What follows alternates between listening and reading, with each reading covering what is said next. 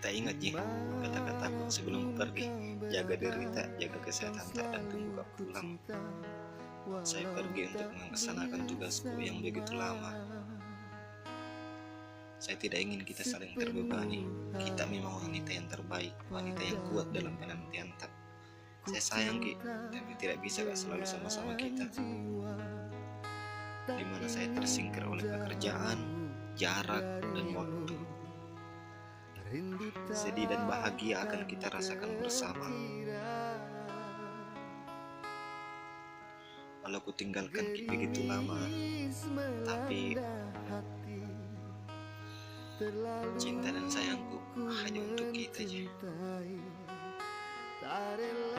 Percaya Maki, ini semua aku lakukan untuk kita aja juga nanti. Kita sebagai alasanku bertahan,